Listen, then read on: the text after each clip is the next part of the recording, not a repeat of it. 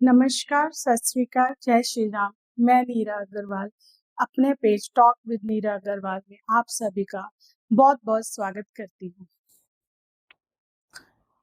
आज 25 सितंबर को एक बहुत महान हस्ती जिनकी हमारे हिंदुस्तान को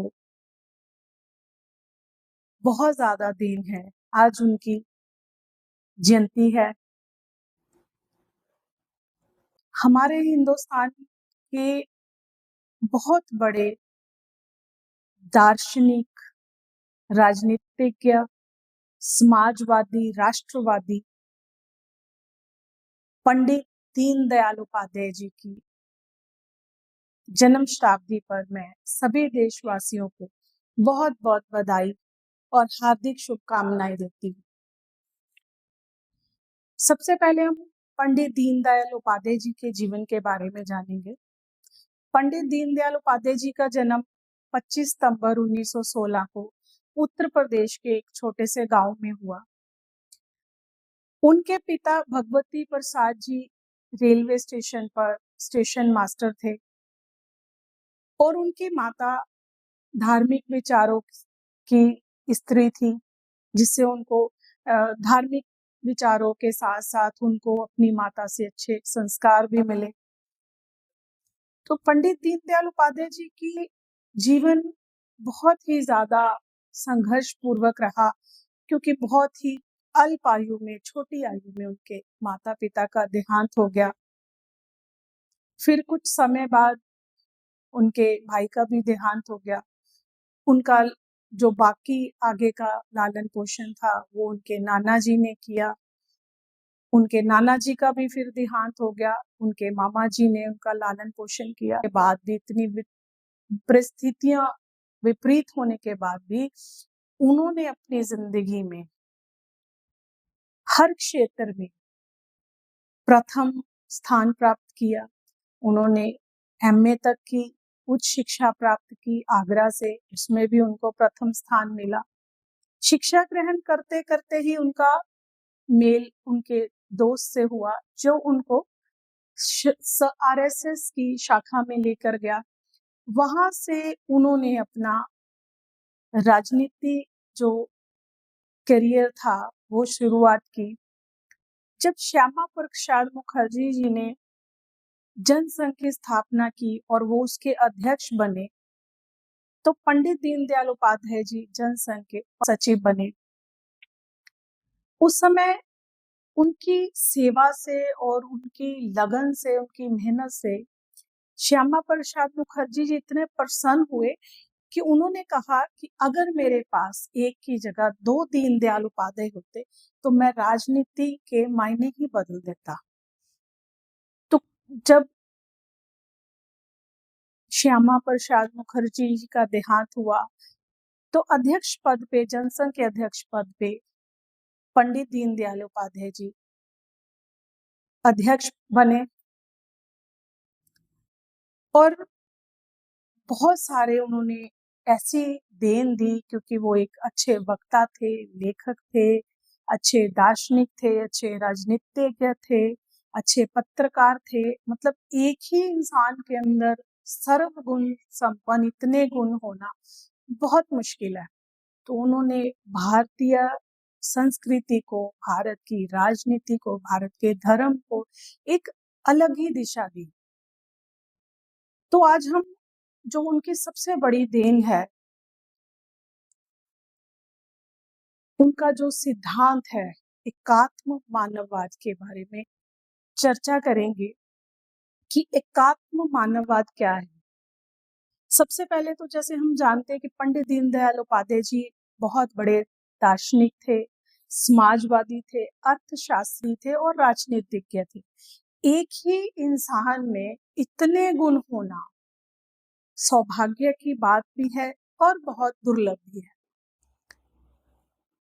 उनकी सूझबूझ और समझ तरह से रास्ते पर ले गई, जिससे हमें अपनी मंजिल का पता चला कि हमारा मकसद क्या है, जीने का मतलब क्या है। तो उनका जो मेन उद्देश्य था वो एक ऐसा स्वदेशी सामाजिक आर्थिक मॉडल बनाना था जिसके केंद्र में मानव हो, क्योंकि जो पश्चिमी पूंजीवादी व्यक्तिवाद था उसमें वो सिर्फ केवल और केवल मानव को, एक ही पर्सन को जो था, व्यक्ति को प्रधान दे रहे थे, मान्यता दे रहे थे। और दूसरी तरफ जो मार्क्सवाद का समाजवादी सिद्धांत था उसमें वो सिर्फ समाज को मान्यता दे रहे थे। लेकिन पंडित दीनदयाल उपाध्याय जी ने क्या कहा कि मानव और समाज एक ही है, एक ही इकाई है, दोनों एक दूसरे से अलग नहीं। पंडित दीनदयाल उपाध्याय जी ने सर्वकालीन जो था एक मंडलाकार आकृति दी जिसमें के केंद्र में मानव हो। सबसे पहले मानव, मनुष्य, उसी से परिवार बना, परिवार से समाज, समाज से राष्ट्र, राष्ट्र से मानववाद, मानववाद से विश्व और विश्व से भगवान। तो ये जो उन्होंने एक आकृति दी, सर्प की तरह एक आकृति दी, तो उसके केंद्र में उन्होंने मानव को रखा। वो कहते हैं कि मानव एक भौतिक इकाई नहीं है बल्कि एक धार्मिक अवयव है। मतलब उन्होंने चारों पुरुषार्थों पे जोर दिया, धर्म, अर्थ, काम और मोक्ष। पहले धर्म और मोक्ष के ऊपर बल नहीं दिया जाता था, पर पंडित दीनदयाल उपाध्याय जी ने चारों पुरुषार्थों पे जोर दिया कि सभी चीजें हमारे लिए जरूरी हैं। उन्होंने कहा शरीर केवल हमारा शरीर नहीं है, ये मन, बुद्धि, शरीर और आत्मा, सभी के ऊपर हमें ध्यान केंद्रित करना है। तो जो पंडित दीनदयाल जी ने कहा कि पूरा जो विश्व है, पूरा जो ब्रह्मांड है, वो एक ही इकाई है। जड़ और चेतन एक दूसरे के विरोधी नहीं, वो एक दूसरे के पूरक हैं। समाज और मानव एक अलग नहीं है, वो एक ही इकाई है। एक दूसरे के साथ मिलकर ही हम आगे बढ़ सकते हैं और अपनी जिंदगी को जी सकते हैं। उन्होंने सांस्कृतिक राष्ट्रवाद के ऊपर जोर दिया। उन्होंने कहा कि चाहे हमारी संस्कृति अलग हो, हमारी भाषा अलग हो, हमारी पहचान अलग हो, पर हमारा राष्ट्र एक ही है। हमें सबसे ऊपर हमारे राष्ट्र को रखना है, हमारे देश को रखना है। उन्होंने एकीकरण दृष्टिकोण से सभी को देखा कि हम क्या करते हैं, हम दूसरों के अवगुण देखते हैं, पर पंडित दीनदयाल उपाध्याय जी ने कहा कि हमें दूसरों के अवगुणों को नहीं, हमें उनके गुणों को देखना है, तभी हम संपूर्ण बन सकते हैं। तो उन्होंने एकीकरण दृष्टि, सभी को एक ही दृष्टि से, मतलब सभी के अंदर एक ही परमात्मा का वास है, सबके अंदर जो आत्मा है वो उस परमात्मा से जुड़ी हुई है। तो धर्म राज्य के ऊपर बल दिया उन्होंने। धर्म राज्य मतलब कि सिर्फ हम क्या सोचते हैं कि हम लेना जानते हैं कि हमारा ये अधिकार है, हक है, पर उन्होंने कहा नहीं, हमारा धर्म के प्रति, हमारा राज्य के प्रति कर्तव्य भी है।